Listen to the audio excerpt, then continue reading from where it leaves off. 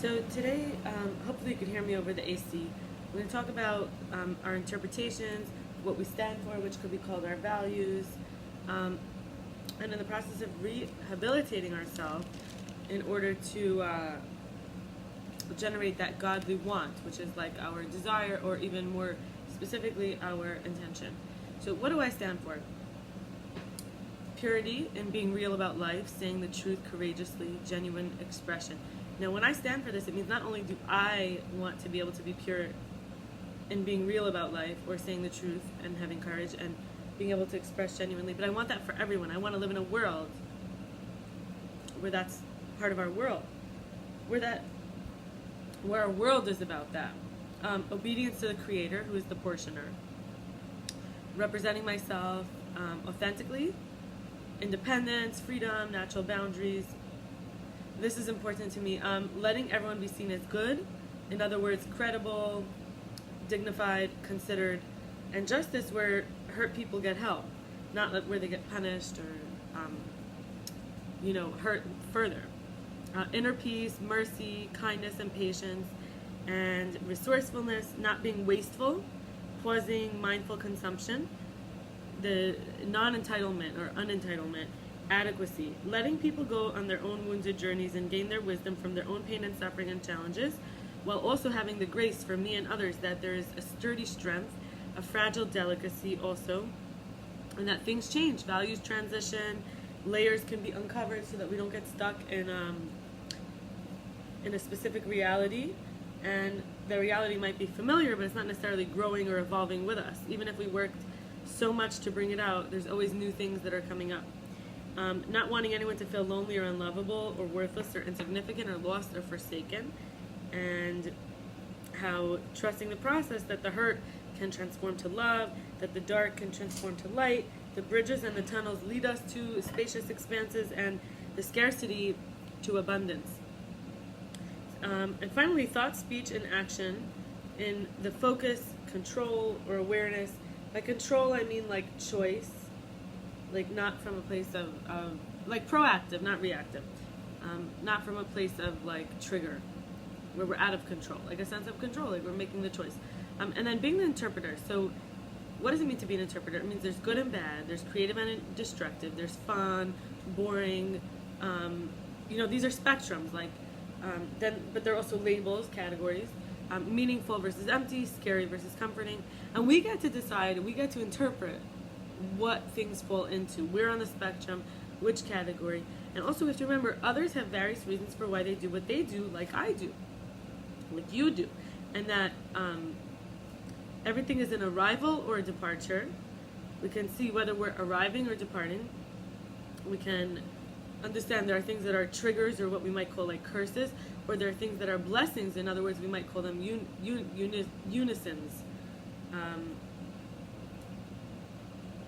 In Kabbalah, it's called yechidim, to make that unison. And finally, time is relative. There's no start or end. So since everything passes, and there's impermanence, it's temporary, these are really two things. One is that time is relative and there's no start or end. Like, time is already going. The beginnings to things, the beginning to processes, are how we interpret it. Like, someone could recognize, I've been on a journey for 10 years, but they might think, oh, I started my career 3 years ago. But really, they were on that career journey for longer. So there is no start and end. It just depends when we interpret it. And also, this idea that everything passes, so everything that's temporary and impermanent, we get to say, like, whether it's still with us. Because someone, when someone passed away, the Jewish blessing is, may their memory be a blessing. The Jewish, comfort is that may their memory be a blessing. So this idea that their memory stays with us. Everything passes. How long does something affect the world or others? Or is there a legacy, for example, or an inheritance that they leave?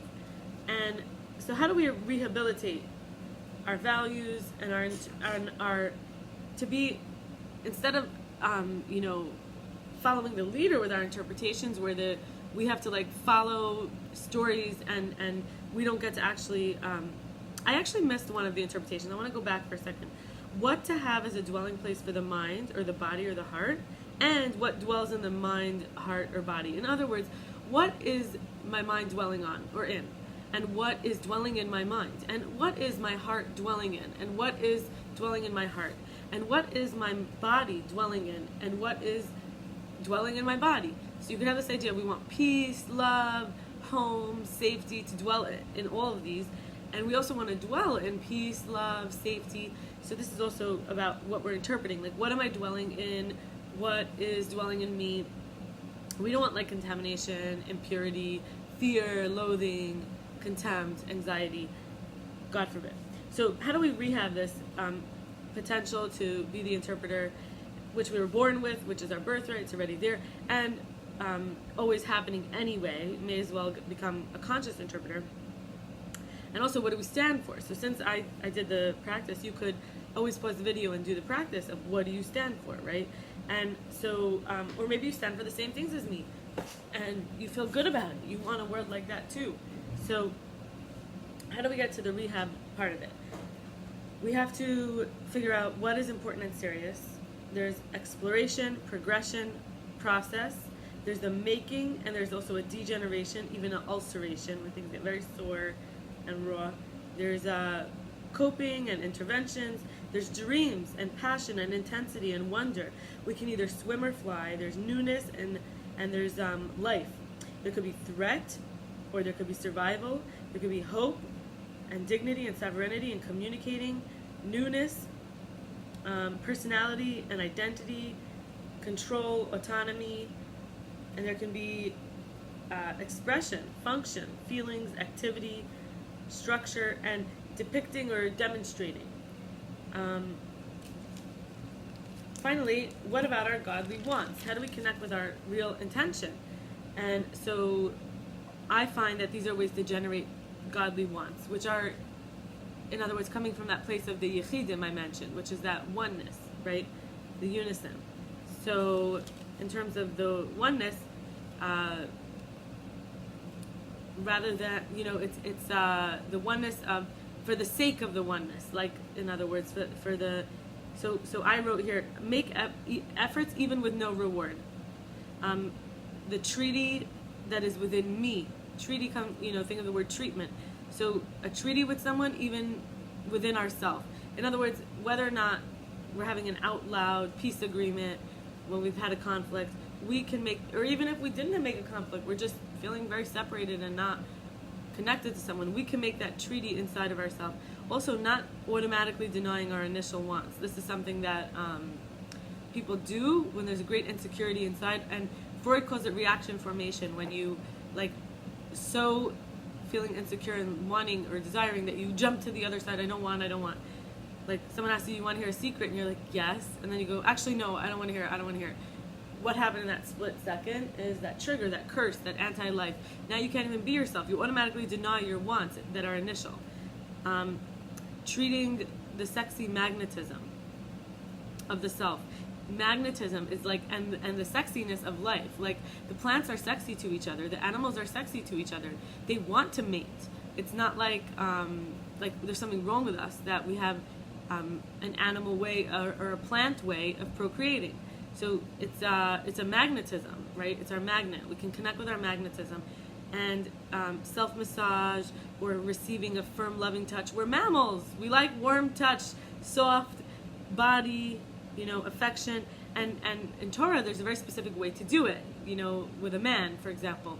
You could have children, you could have a pet, you could do it in all different ways with friends. But when it comes to a man, there's a very specific way, because there are times where it's not pro-life. It's not related to the mammalian nature, because, for example, when the male testosterone, the aggression, and the woman is not open to having a child at that time, what is he forcing his way into? So the Torah actually honors the old-fashioned true male, the original male, which is not trying to force everyone to be super gentlemen until the point where, God forbid, this continues with this gender identity crisis where people don't know, the right way to be a man, and they think, well, instead of being inclusively a man, they say, well, it's better if I was, God forbid, someone thinks to themselves, it's better if I was just a woman. But they'll never be a woman. It's an artificial thing. It's like artificial food, artificial sweeteners, artificial genders. Anyway, so moving forward with this, finally, I wanted to say, trusting the Torah to do its thing as best. What was I going to say about the Torah and the man? So when it comes to 2 weeks of the month, where the woman's ovulating, and in her like summer, spring season, the men and women can be mammals who touch all the time and love and embrace and do whatever makes them happy. However, when she has her period, they're not supposed to touch.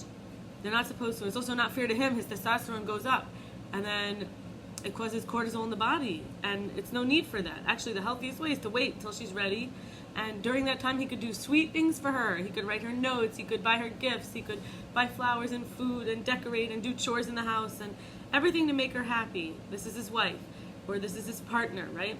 Whatever the best word. I mean, here we're talking about partners who are wives. And then for 7 days after her period ends, while the pH level of her vagina and the shedding is being replaced in her womb, and it would not be safe for a microinfection, for example, if she had a little tiny bit of some bacteria from the outside come in, her body's natural acidity of the vagina has to replenish itself to the right pH, and the shedding of the uterus has to be regenerated. So the healthiest time for her to fully receive his masculinity is after 7 days. This is scientifically measured. So the Torah is doing its best thing. We have to sometimes just say, you know what, I just trust you. So that's what I got for you today, and I wish you all the best. Have a blessed day. Bye.